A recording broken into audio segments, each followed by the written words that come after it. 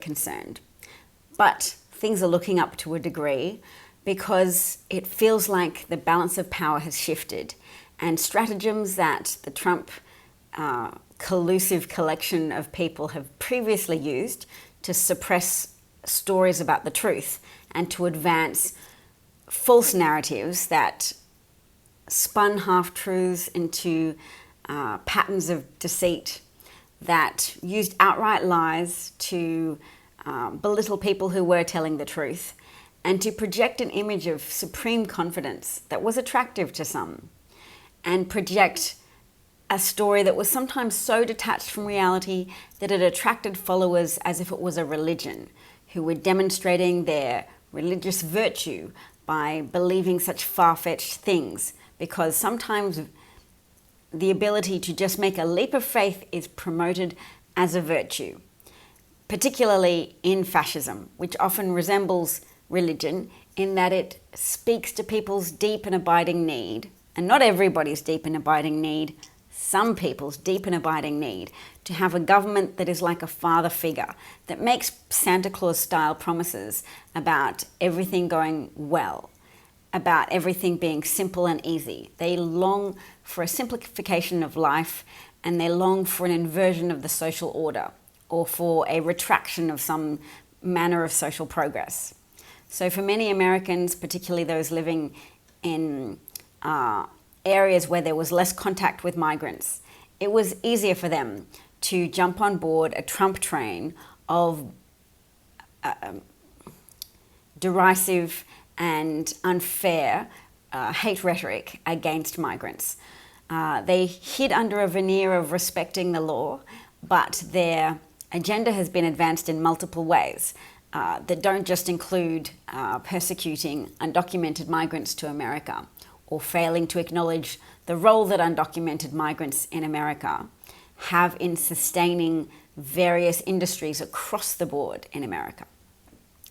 So what are those legal measures that Trump has taken to persecute migrants and asylum seekers? They have ended the temporary protected status visas of people from multiple countries where the inhabitants tend to be predominantly dark brown skin. So this is the implicit promise of Trumpism, to restore what they perceive to be the natural order that they are entitled to, where there is a hierarchy and white voters can remain the majority, and they needn't fear demographic changes that they could see happening before their eyes. And they needn't fear the advancement of people of colour, or feel resentful or disappointed with their own lives because they could see black people achieving. The counties in America that most strongly voted for Trump are counties that have a higher death rate, midlife death rate, than other counties. So for white people. So white, mid-level, early death associated with Trumpism. Now that sounds like I said, dead people vote for Trump. It's not true. The people who survive the malaise that has afflicted their areas have been keen to avoid that type of depressive, self-destructive response. The suicides, the deaths from alcoholism, obesity, etc. People who looked around them and saw that their communities were suffering. Their white communities were suffering, because I'm talking about deaths, a pattern of deaths that disproportionately have been shown to affect white communities rather than African American or Hispanic. So a very distinct, very demographic specific group pattern of early death. So in America overall, the longevity rate has been decreasing. The number of life expectancy, instead of growing as it has in all other developed nations around the world, uniquely life expectancy in America has been falling. And there's been decades of looking around and blaming each other and getting upset when some people are fat, which I can understand, but it shouldn't make you hate the concept of universal health care. If you think, yes, some people need to be more responsible with taking care of their health, and we shouldn't allow our affluence as a nation to make us sit on our butts, fail to move our bodies, and eat highly processed food to excess. But you can't look at that evidence and say we should not have a universal healthcare system because then I will have to pay for medical care for fat people who have not done enough for themselves. Australia has just as significant a problem with adult obesity as does America. And yet we can have universal medical care without overwhelming ourselves. The thing that's overwhelming the Australian economy is that we have a conservative government that has been contracting workers' rights and weighed the power of wage earners. So legislating against unions, legislating against penalty rates for people in the hospitality industry. So people like waitresses and servers who get extra pay for working on Sundays and public holidays. Our government curtailed that, reducing the amount of money in people's pockets, which has a flow-on effect for all communities in Australia.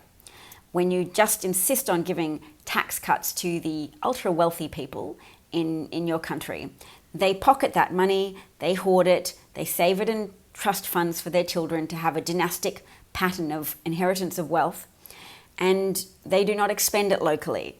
So that money is not in circulation, helping to stimulate an economy and being spent over and over again. Somebody gets a haircut locally, the hairdresser has enough money to get their car serviced, etc. A cyclical and self-supporting pattern of economic activity.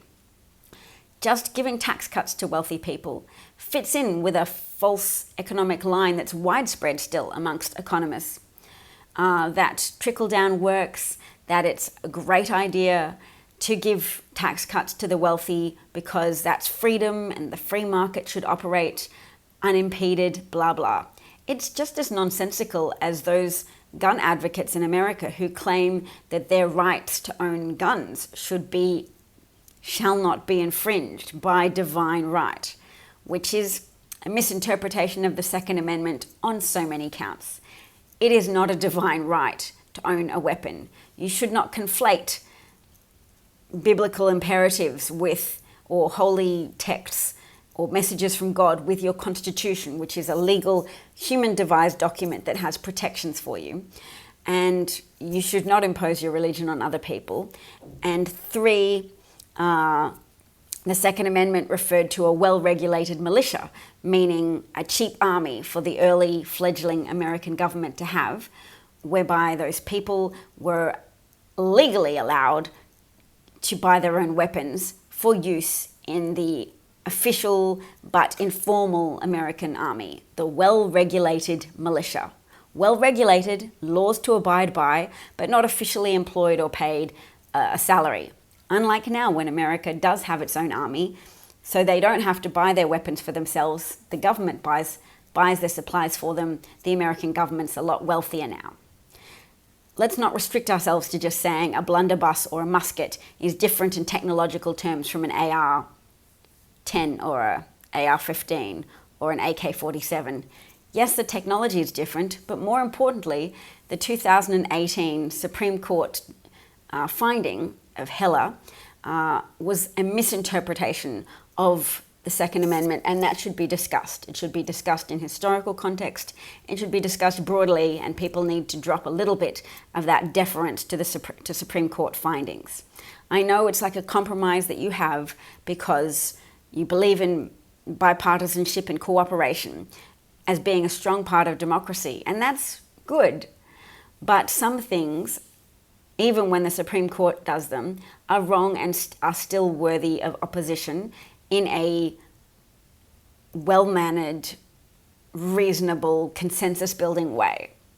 The other decision that the Supreme Court made that was very terrible was the 2010 Citizens United decision, where there was a group of people run by corporate money that were trying to make a film, that did make a film about Hillary Clinton, and they wanted to be able to use their corporate donations and claim that that was protected by free speech. That corporate donations should have the same protections as individuals wanting to speak out without being repressed by their government. So it gave free rein to corporations to pollute, to distort your election campaigns with the injection of so much funds that Americans feel incumbent to dig in their own, or they feel obliged to dig in their own pockets to make copious political donations just to attempt to keep pace with, just to attempt to rival the massive influx of money from vested interests, from corporations that they're like Cybernet from the Terminator movies. They're not human. A corporation is something that is governed by an internal algorithm, shall we say, an internal goal of make profit. Not human considerations, but without a conscience that could occasionally say to them, is this the right thing to do? Corporations and the people that subvert their energies to the fulfilling the drive of the corporation are just interested in advancing a profit motive. So they need some more money, and they need to be able to influence politicians to allow them to have more money. And that's just like a computer program algorithm. Achieve that at any cost. Doesn't matter if there's a human cost. There are some people also that are very unprincipled, and I'm thinking of the Koch brothers in America. But the important thing here is to remember that decision